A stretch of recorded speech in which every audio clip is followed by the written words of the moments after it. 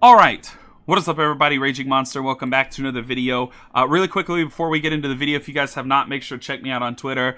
Make sure to drop me a follow on there. It's a great way to know anytime a video is going live or being delayed, or if any life stuff happens where I'm not going to be uploading. Also, make sure to subscribe to the YouTube channel as well as hit the notification bell. It is a great way to get notified anytime a new video goes live. It's also a great way to help the channel grow and help us get to 100 subs. Also, if you guys haven't, make sure to share the video around. It is a great way to help grow our community as well, and it would be very much appreciated. So, let's go ahead and get into the video, and this is my final thoughts on MMR, and this is not scripted. I'm just going to straight up, run off my thoughts on MMR. So if I'm all over the place, I apologize. I'm not going to write a script for this. So... So, my thoughts on MMR are this. I am completely against it. I've been against it from the start because I know how MMR is going to affect a game like Dead by Daylight. Again, I remember how Evolve was. Evolve was actually super similar to DBD before they tried to push it competitively. And Evolve ended up running into balance issues where they could not actually balance the game. And the developers ended up just giving up because they, and later in an interview, they actually admitted that it was impossible to balance an asymmetrical game. Dead by Daylight will soon run into the same thing, and which is worrisome. I don't know if it'll kill the game, but I do know it's definitely going to affect the longevity of Dead by Daylight by adding this in. I do think we're going to lose a lot of veteran players because of this. The reason being is veteran players fell in love with this game because of it being a casual fuck-around game that you could play with friends and that you could just genuinely have fun playing. And I think having to sweat consistently, especially for veteran players, because this system is definitely not designed for veteran players. It's more designed for the casual players who only play the game like, every DLC or every once in a blue moon. This is designed for them. It's not designed for us. And contrary to popular belief, with them saying in their little blog post today, well, this is going to help us balance the game, I don't believe it. I don't believe it at all. I don't think some system is going to be able to tell them what we've told them for years. I just don't believe it. And I don't believe Behavior is going to be willing to put in the work to actually make this game competitively viable. Nor do I think they want to. So, yeah, that's my thoughts on that. And I kind of want to discuss another thing that is going to come with MMR. And this worries me for the community of this game, which is already toxic enough. I want to talk about how toxicity brings out the worst in people, right? Well, competitive games. Competitive games brings out the worst in human nature, which is everybody wants to be the best and everybody has an ego. It doesn't matter who you are. It doesn't matter if you've played the game for an hour, 2 hours. It doesn't matter if you play the game for thousands of hours. Everybody has an ego, and it's always to some degree. And I think Dead by Daylight is going to bring out that type of, toxic trait in people. League of Legends is a good example of a company that does it. And that's another thing. I want to talk about this. So, I believe it was a couple years back, a Riot employee actually did an interview. And they talked about how League of Legends has been successful for so many years. And the first thing that they brought up was the fact that frustration keeps players wanting to play more. And I guess the psychology behind it is nobody wants to end on a bad game. So they're going to continue playing until they have one good game. And the odds of them having a good game are completely, dependent on obvious variables. But anyway, the Riot employee basically said that that's why League of Legends has been so successful over the years. And I actually remember, I can't remember if it was recent or if it was like a couple months back, but I remember Makote saying something very similar to this, that frustrating games are fun, and that, frustrating games is what keep people playing the game. And it sounded just like what Riot said, and in my honest opinion, I believe the developers are actually copying Riot. I think they're following the same risky psychology that League of Legends has. I think the difference between the psychology that Riot has and Behavior is Riot actually put in the work to make their game actually function and actually balanced. Behavior hasn't. And due to that, I think that is another reason people are going to leave this game.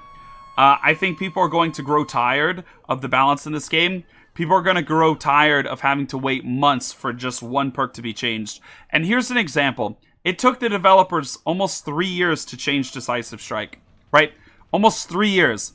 And people are putting faith in them to be able to meta control, fast.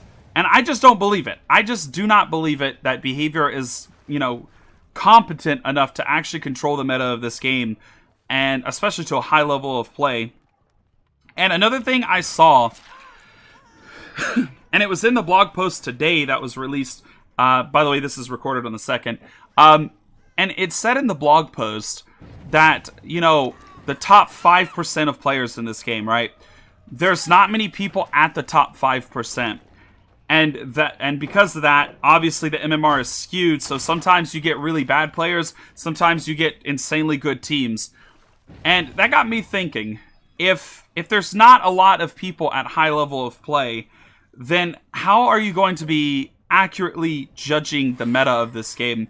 I just don't know. I feel like if you're going off like maybe like what, 6 or 7 killers that'll be at the highest MMR, if you're going off their builds, then I just have to question. And another thing I want to talk about is this is aimed towards my killer main viewers. So here comes the rude awakening with MMR. Is Behavior is going to nerf perks like Pop and Ruin. They're going to nerf perks that are heavily used like Noed and so. They're going to nerf these perks because these are going to be the perks that killers are going to run at the highest ranks to even have an opportunity or a chance to compete against really good survivors. And I'm just telling you now, prepare for this. They're going to nerf this stuff because they're going to claim that it's meta control. And mark my words, they're going to nerf down the killer stuff. And then they're going to, wait months to focus on the survivor issues.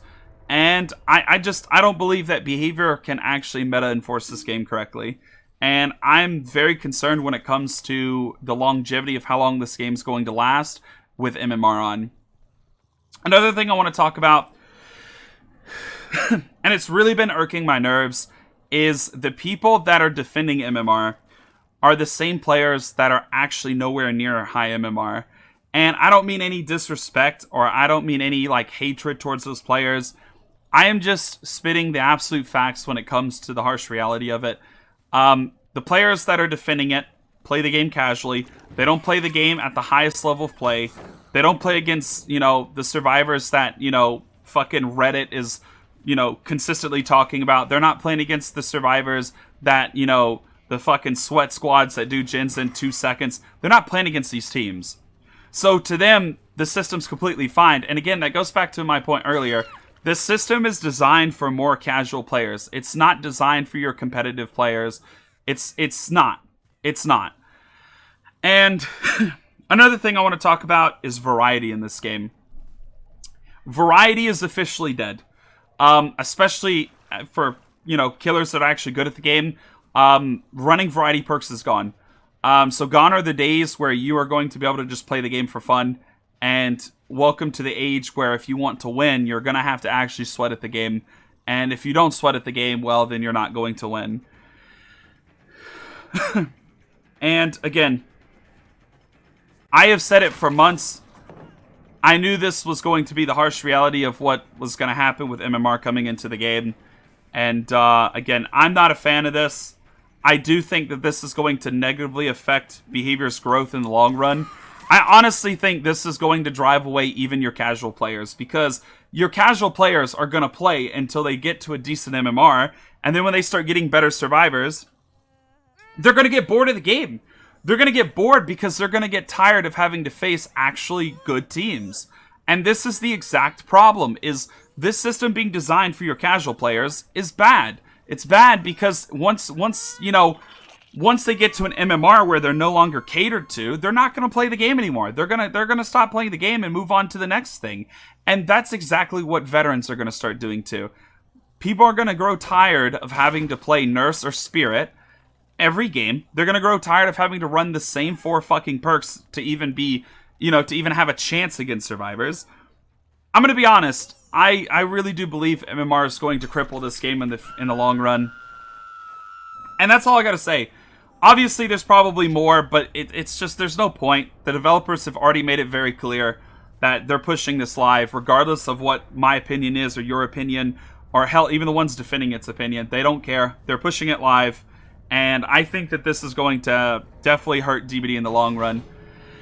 Anyway, if you guys did enjoy, make sure to leave a like, share, and subscribe. We're on the road to 100 subs. If you guys haven't, make sure to follow me on Twitter. If you guys also haven't, make sure to subscribe to the YouTube channel, as well as hit the notifications bell. It's a great way to get notified. Also, share the video around. It helps grow our little cute community here. And yeah, that's all I got to say, man. Much love. Have a great day, everybody. And to anybody that's still in the path of Ida, my thoughts and prayers are with you. I hope you and your family are safe. Have a great day, everybody. Peace.